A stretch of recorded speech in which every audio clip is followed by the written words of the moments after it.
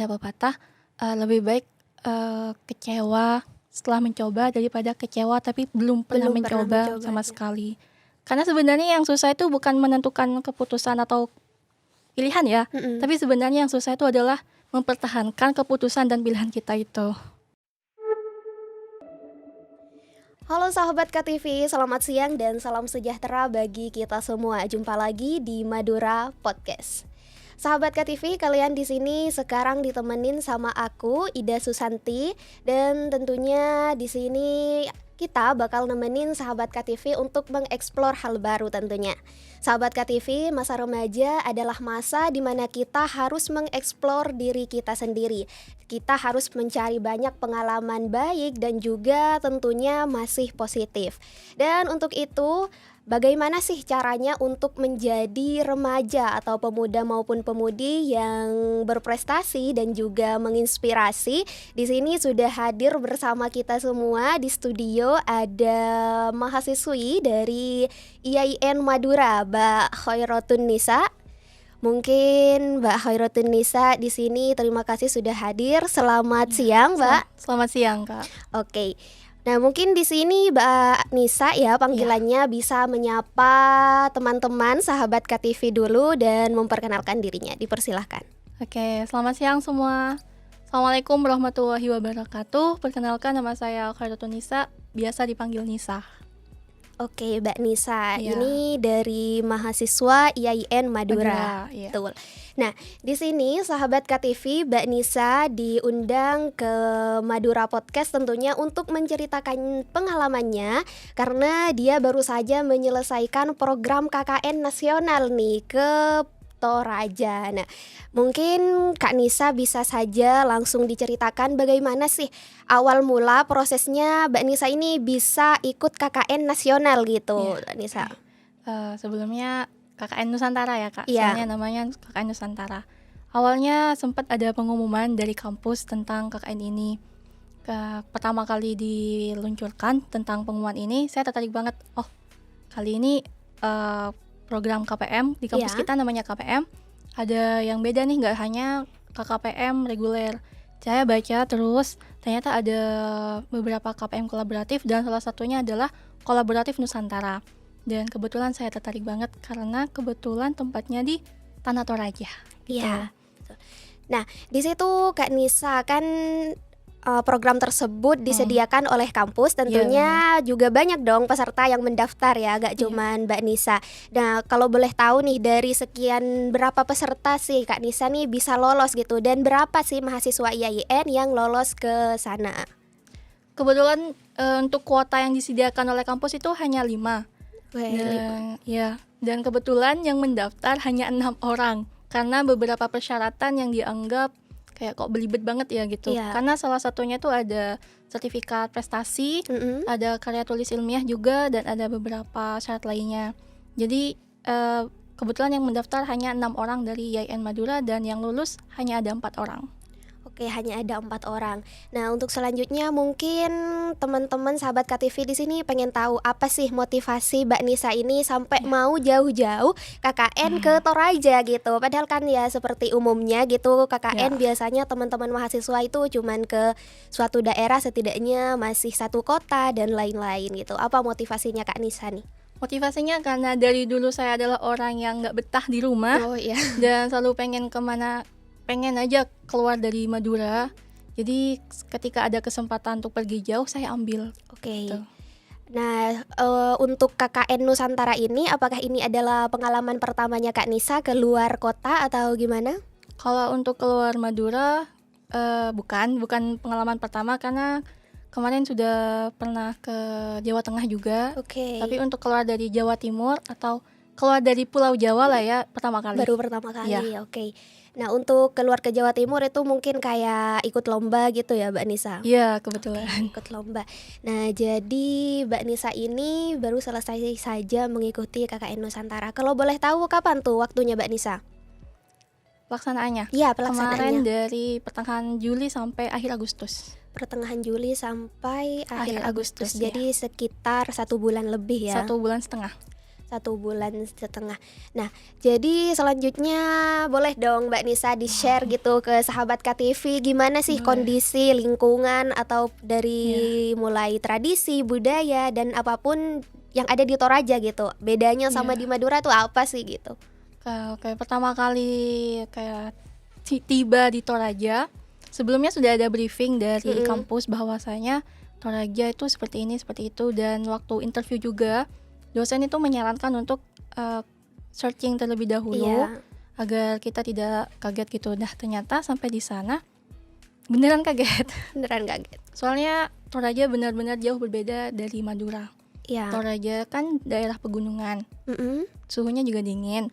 Kemudian di Toraja tuh masih banyak rumah dan bangunannya tuh masih tradisional. Jadi untuk rumah beton atau rumah gedung itu jarang banget. Jadi semuanya masih rumah tradisional gitu. Iya, tadi kan sudah dipaparkan ya kalau gak biasa terkejut gitu dengan keadaan aslinya di sana. Nah, apa sih kesulitan Mbak Nisa nih selaku orang dari Madura gitu ya, dari desa hidup ke Toraja nih, apa aja kesulitannya? Kesulitannya yang pertama karena di Madura terbiasa sama suhu hangat ya. Suhu hangat. Sampai di sana tiba-tiba ketemu sama suhu yang dinginnya Masya Allah gitu.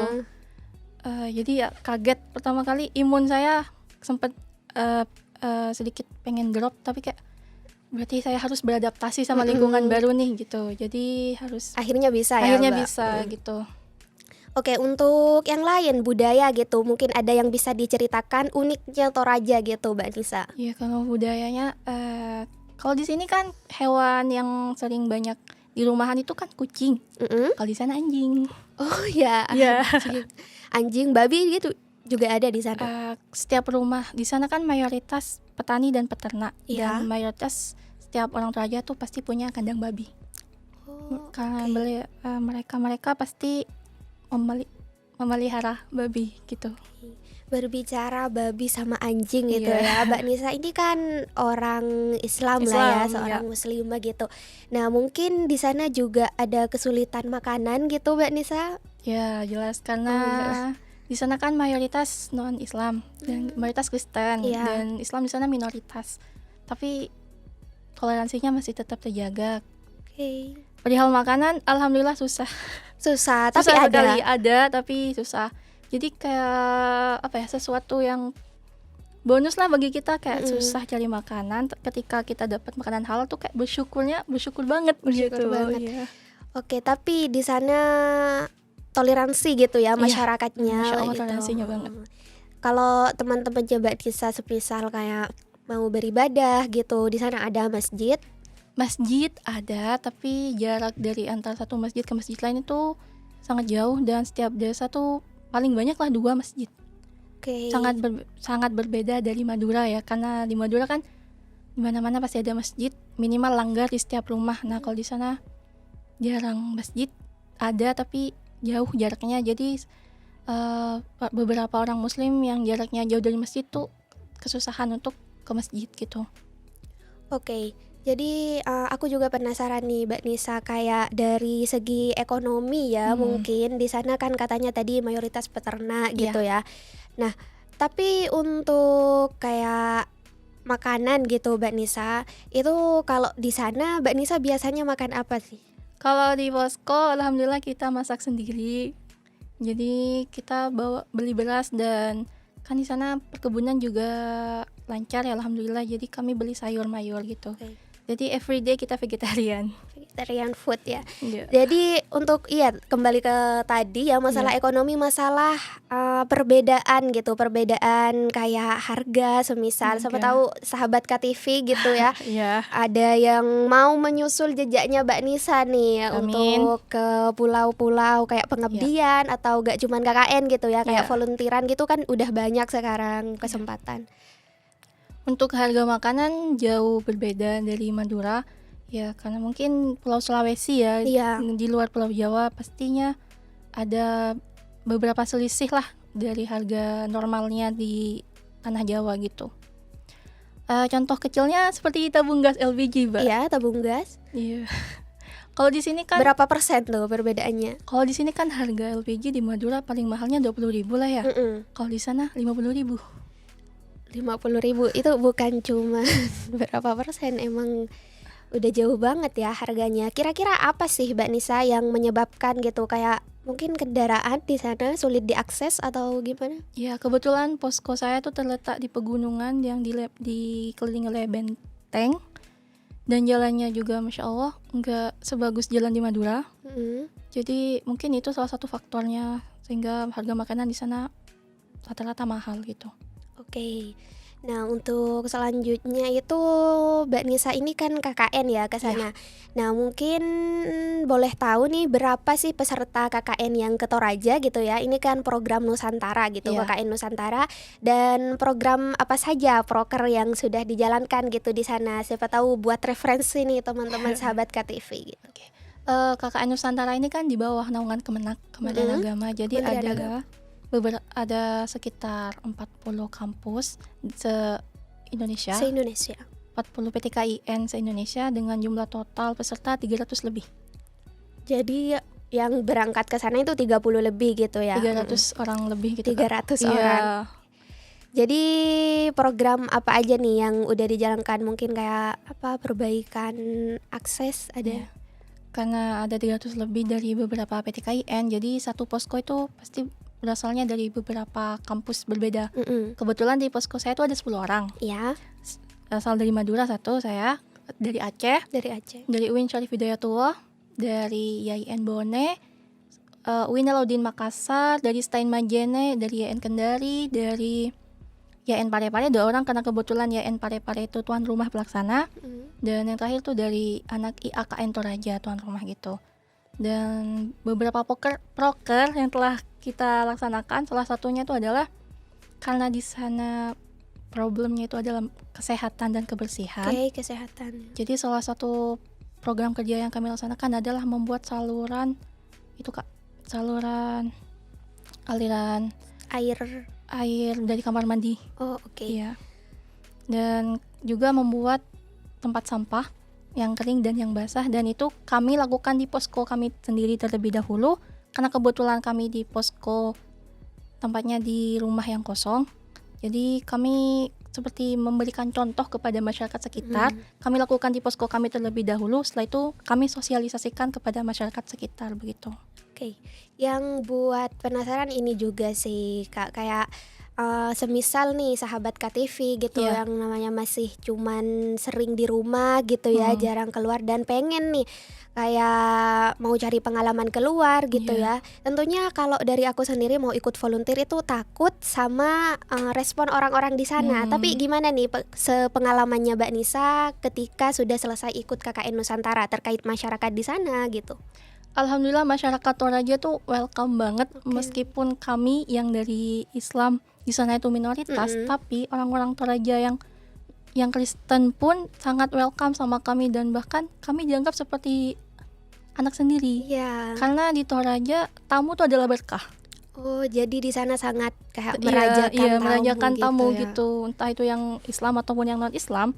Bagi Toraja tamu itu adalah berkah. Bahkan kami setiap hari dapat undangan main ke rumah warga gitu, kayak ayo main ke rumah kami gitu, ayo main ke rumah kami. Dan setiap hari pasti kami ditanya sudah makan belum gitu. Jadi orang sana welcome ya banget, Mbak. Kayak disuruh main ke rumahnya. Dan mungkin nih juga Mbak Nisa pernah ikut gitu kayak budaya di sana, pernah gak? Pernah. Alhamdulillah. Apa tuh bisa diceritakan? Mungkin beda nih dari Madura dan Mbak Nisa sebelumnya gak pernah tahu gitu. Alhamdulillah kemarin waktu KKN kebetulan sempat ikut upacara pemakaman yang namanya tuh Rambu Solok. Kemudian juga ikut adat pernikahannya orang Toraja dan adat pernikahannya orang Bugis. Kalau pemakaman sama pernikahan nih ya, tentunya di Madura juga ada. Tapi apa sih yang membedakan gitu acara pemakaman sama pernikahannya di Toraja gitu? Kalau pemakaman di Madura, karena Madura mayoritas Islam ya Kak, ya seperti biasa tahlilan. Benar. Kalau di Toraja itu kematian dipestakan. Kayak Ada apanya Ada tuh dipestakan? suguhan, Oke, ada suguhan. ada suguhannya, kemudian ada beberapa tradisi yang harus dijalankan. Seperti salah satunya itu memotong beberapa jenis kerbau, dan itu harus dilakukan. Kemudian acaranya itu nggak hanya 1 hari, bahkan bisa 4 hari 5 hari gitu Kak. 4 hari itu memotong kerbau terus atau gimana? Enggak, itu biasanya tuh bertahap. Biasanya hari ketiga itu pemotongan, hari keempat itu baru pemakaman gitu Kak. Oh, jadi selama 4 hari itu didiamkan, gak langsung dimakamkan gitu, ta? Ya karena mayat di Toraja itu sebelum diadakan Rambu Solok itu masih didiamkan di rumah. Jadi oke. tetap diberlakukan seperti layaknya orang hidup. Dia ditaruh di satu kamar khusus, kemudian diberi nasi dan air setiap harinya, dan Digantikan baju gitu Iya. ya, seperti orang hidup. Oke. Iya. Nah, Mbak Nisa di sini mungkin ada satu ini yang ketinggalan, kayak pernikahannya tuh gimana tuh? Oh ya, pernikahan. Kebetulan kemarin kita 2 kali datang pernikahan. Yang pertama itu ada Toraja. Di Toraja tuh ada namanya apa ya? Aku lupa. Itu Mak Nina. Tok Mina. Tuk Mina. Itu seperti kalau di Madura tuh orang ngicung. Oh iya, kayak nyanyi-nyanyi. Iya, nggak nyanyi tapi kayak orang kayak berbicara. Kalau kita dengarnya tuh kayak lagi baca mantra ya. Oh, Padahal iya, orang iya. itu nggak lagi baca mantra nih, tapi beliau sedang melakukan sebuah tradisi yang namanya Tumina, dan itu isinya biasanya doa, ucapan terima kasih, dan biasanya ada puisi-puisi syair-syairnya gitu Kak. Tapi dengan bahasa Toraja asli. Iya. Dan itu nggak semua orang bisa melakukannya, hanya orang-orang tertentu yang bisa melakukan hal itu gitu. Mungkin kayak kalau di Madura itu ada kiainya gitu mungkin ya. Bener gak sih? Enggak. Orang-orang tertentunya itu Iya. siapa? Itu orang-orang tertentunya tuh seperti kepala adat gitu Kak. Oh oke, kepala adat gitu ya. Kalau untuk pelaksanaannya di sana mungkin? Nah, kalau setiap ada acara di sana tuh pasti membangun rumah bambu. Jadi kan kalau di Madura cukup taterop nih. Iya. Terop, terus di bawahnya biasanya pakai hambal atau Alas kursi, gitu alas ya. atau kursi. Nah, kalau di sana dibangun Sampai bangun rumah baru gitu. semacam rumah tapi dari bambu, kayak apa ya, kayak warung kalau di Madura, Iya, kayak herdu gitu Kak. Tapi itu nggak tinggi, di bawah gitu, dan itu mengelilingi rumah. Jadi kayak kalau ada pesta nikahan sama acara kematian, itu pasti membangun yang namanya itu rumah bambu itu. Oke. Jadi kayak tamu di sana tuh nggak duduk di bawah kayak kita gitu, tapi kayak dibuatkan iya, tempat gitu tempat ya. khusus. Oke. Nah, kalau tempatnya itu sesudah acara gitu, itu dibongkar lagi. Bongkar lagi, Oh, iya. kirain tiap ada acara Enggak. tuh ya, bikin Enggak. sampai banyak banget gitu di Enggak. rumahnya. Enggak ya? Iya. Nah, kebetulan kan di Toraja ada yang namanya rumah tongkonan. Nah, biasanya Gimana tuh rumah tongkonan? rumah tongkonan itu adalah rumah adatnya Toraja yang gentingnya seperti ini tuh loh Kak. Dan kayu kayak gardu juga, tapi penuh sama ukiran-ukiran khas Toraja. Dan fungsi utama dari tongkonan itu adalah merekam keturunannya. Merekam keturunan. Ya, dan itu juga biasanya digunakan kalau ada acara, baru digunakan yang rumah tongkonan Yang itu. rumah tongkonan Iya. itu. Untuk acara apa itu? Bisa untuk acara pernikahan, bisa untuk yang pesta kematian itu Kak, gitu. Nah, untuk selanjutnya kayaknya aku pernah dengar-dengar nih ya, Iya. di Toraja itu masih menerapkan sistem kasta gitu ya, Mbak. Masih. Nah, terus apa sih bedanya gitu? Dapat dilihat dari apanya gitu sistem kasta di sana, dari yang mungkin kasta terendah gitu ke yang tertinggi, itu bedanya gimana? Untuk membedakan kasta di sana, sebenarnya untuk kasta di sana itu antara ketua suku sama yang bukan ketua suku tuh dibedakan dari warna berpakaian. Warna berpakaian. Iya. Oke. Warna putih itu adalah warna yang sakral Sakral. di Toraja. Tidak semua orang bisa menggunakan baju warna putih gitu. Gak boleh sembarangan Nggak orang boleh gitu sembarangan ya. orang. Dan kemudian juga kalau ada perkumpulan dan kebetulan itu di rumah tongkonan, biasanya di sebelah kanan di samping tiang itu nggak boleh diisi karena di sana tuh khusus untuk kepala suku. Jadi duduknya tuh harus di belakangnya si kepala suku itu gitu Kak.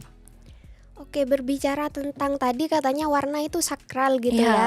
Nah, di sini Mbak Nisa gitu sama Mhm. teman-teman seperjuangan sebelumnya udah tahu atau pernah nih ada pengalaman gitu cerita dari Mbak Nisa, temennya mungkin ada yang pakai baju putih atau yang lain-lain gitu Mbak Nisa. Nah, ke alhamdulillah kami ada salah satu orang yang teman kami Mm-mm. posko yang orang asli Oh, Toraja. asli Toraja. Jadi setiap ada acara atau ada kegiatan biasanya dia selalu briefing kita. Nanti di Mm-mm. sana pakai baju warna ini. Nanti di sana nggak boleh ini, nggak boleh itu gitu, Kak. Jadi Oke. kayak misalnya kematian nih, di sana tuh wajib hitam warnanya. Oh iya, Baju outfit atau pakaiannya gitu harus gelap harus gitu. gelap, Harus harus gelap hitam. atau harus hitam? Harus hitam. Harus hitam. Harus hitam. Dan untuk pernikahan tidak boleh menggunakan warna hitam. Oke. Nah, kebetulan kemarin kita kan mau ke acara pemakaman nih. Mm-mm. Teman saya ada nih yang suka banget sama warna pink. Kebetulan dia juga pakai jilbabnya, kan Islam ya, pakai Iya. jilbabnya warna pink. Nah, sampai di sana ditegurlah oleh salah satu Iya. masyarakat. Kok kerudungnya kok gitu gitu. Itu pas pemakaman Iya. ya, namanya juga Iya, nggak orang tahu baru ya. ya. Heeh. Kemudian juga pernah ketika mau hadir pernikahan nih, kan kita cewek suka banget kan sama warna gelap kayak hitam. Iya benar, Nah, kayak bikin wajah makin iya. cerah gitu gak sih? Jadi curhat. Jadi kita kan cewek pasti punya nih kayak outfit kebanggaan. Kebetulan waktu itu teman saya outfit kebanggaannya untuk hadir di acara pernikahan itu Warna warnanya hitam. hitam. Dan itu dilarang sama teman saya yang orang asli Toraja. Kalau pernikahan usahakan jangan pakai warna yang hitam, pakailah warna-warna yang cerah gitu. Dan ternyata ketika kami tiba di acaranya, benar orang-orang di sana tuh pakainya warna-warna yang kalau kata kita Colorful colorful gitu. banget. Heeh. Ada orange, ada kuning, ada pink, ada hijau. Hijaunya yang hijau neon gitu, Kak. Mungkin maknanya itu mau ikut memeriahkan gitu ya Iya, Mbak Nisa. Kak, Kalau gitu. kayak hitam terkesan gimana gelap Iya. gitu. Oke. Nah, mungkin untuk selanjutnya nih ya, sebagai kayak aku memandang Mbak Nisa nih sebagai sesama perempuan gitu Iya. Mbak Nisa. Mungkin lebih ke santai aja ya Boleh. yang tadi. Nah, kayak ke itu Mbak Nisa. Kan di Madura nih ya, Iya. kebanyakan tuh kalau perempuan gitu ya sekarang masih masyarakatnya menganut sistem patriarki gitu, Iya. yang katanya perempuan nggak boleh ini Iya. itu, dan juga kalau keluar misalkan aja kuliah keluar gitu dikhawatirin. Nah, untuk itu gimana nih tanggapan sama Mbak Nisa untuk mengatasi hal tersebut gitu? Karena aku lihat ya Mbak Nisa di sini ya udah berani gitu sebagai perempuan berangkat gitu. Mungkin motivasinya buat sahabat KTV yang cewek-cewek nih, gimana tuh Mbak Nisa? Ya, saya selaku seorang perempuan dari Madura juga merasakan patriarki tersebut, Kak. Karena sebenarnya S1 saya inginnya di luar Madura, tapi nggak dikasih gitu. Oh, oke. Dan ketika ini nih mau berangkat KKN ke Sulawesi, sebenarnya apa ya, kita seorang wanita, seorang anak gadis itu pasti dijaga kan sama keluarga Iya. kita, pasti ada aturan-aturan kayak kamu nggak boleh jauh-jauh dari rumah, kamu jam segini harus pulang gitu. Iya. Sebenarnya orang tua tuh khawatir sama kita. Iya, alasan Iya, basicnya itu iya. sebenarnya emang mengkhawatirkan gitu ya, mau ngejaga gitu Mbak Nisa. Iya. Itu adalah niat baik dan itu bener loh. Mm-mm. Dan kita selaku terutama saya yang suka banget petualang, Mm-mm. itu adalah hal yang harus pertama saya lakukan adalah memberi kepercayaan kepada kedua orang Kedua tua orang saya. tua. Oke. Membuat kedua orang tua saya tuh percaya bahwa sejauh apapun saya melangkah, saya pasti bisa menjaga diri saya dengan baik dan saya pasti akan kembali ke rumah dengan keadaan sehat walafiat gitu. Dan orang tua tuh kan gak cuma pengen perkataan saja ya, Kak. Pasti perlu bukti. Dan alhamdulillah beberapa kali tuh saya membuktikan bahwa saya pulang, saya pergi jauh dari rumah dengan pamit terlebih dahulu ke orang tua, Iya, dan setelah itu saya pulang lagi. Nah, karena saya sudah sering keluar rumah dan sering keluar dari Madura sendirian, dan saya pulang alhamdulillah tidak terjadi apa-apa. Jadi orang tua itu memberikan kepercayaan kepada saya. Jadi sebenarnya orang tua itu bukannya nggak mau kita berkembang, enggak. Orang tua tuh bukannya kayak mengekang banget, kamu nggak boleh ini, itu bukan untuk apa ya, kayak stop, jangan berkembang atau stop, ya udah gak usah berprestasi gitu. Jangan upgrade diri, iya, bukan gitu bukan maksudnya gitu ya. Maksudnya sebenarnya kamu boleh loh mengembangkan diri, boleh upgrade diri, tapi bertahap. Jadi juga orang tua tuh perlu bukti, bukan hanya perkataan saja. Jadi kita harus bersikap dan kita harus menjaga diri dengan baik, dan kita harus jangan mengecewakan kepercayaan orang tua kita kepada kita gitu. Jadi kita harus benar-benar menjaga diri dan kita membuktikan kepada orang tua kita, ini loh aku, ayah, bunda atau mama, papa, ini loh aku di luar rumah sedang seperti ini, dan ini loh hasilku, dan aku pulang alhamdulillah aku tetap seperti ini gitu. Jadi yang dipegang teguh gitu ya sama Mbak Nisa, kepercayaan orang tua jangan sampai disia-siakan gitu. Iya. Karena ya mungkin juga gini Mbak Nisa, kebanyakan orang itu takut gitu buat memulai. Nah itu gimana sih tanggapannya dari Mbak Nisa? Takut untuk memulai itu pasti ya kan, all beginning is difficult katanya kalau di bahasa Inggris itu. Setiap permulaan itu pasti sulit, tapi ada pepatah lebih baik kecewa setelah mencoba daripada kecewa tapi belum pernah mencoba sama sekali. Karena sebenarnya yang susah itu bukan menentukan keputusan atau pilihan ya, tapi sebenarnya yang susah itu adalah mempertahankan keputusan dan pilihan kita itu. Mempertahankan keputusan dan pilihan yang udah kita pilih gitu, dan juga mempertanggungjawabkannya, itu yang susah sih sebenarnya. Iya benar banget. Tapi ya untuk Mbak Nisa sendiri ya, sekarang udah semester 7. Oke, semester 7. Habis ini udah sibuk sama proposal dan skripsi. Oke. Alhamdulillah. Dan mungkin yang untuk tadi nih kayak pengalaman KKN yang Nusantaranya itu gimana, gak mengganggu kuliah tapi ya Mbak Nisa? Alhamdulillah gak mengganggu sama sekali, malah membantu. Iya, karena udah dijalankan pas semester ini ya, semester udah gak ada mata kuliah lagi mungkin. Iya, karena kan dijalankannya sesuai sama jadwal dari kampus. Meskipun kemarin sempat telat datang pas waktu PPL praktek, karena kebetulan saya anak tarbiyah. Jadi harus praktek mengajar kan. Kebetulan saya telat selama 15 hari, tapi alhamdulillah dapat dispensasi dari kampus gitu.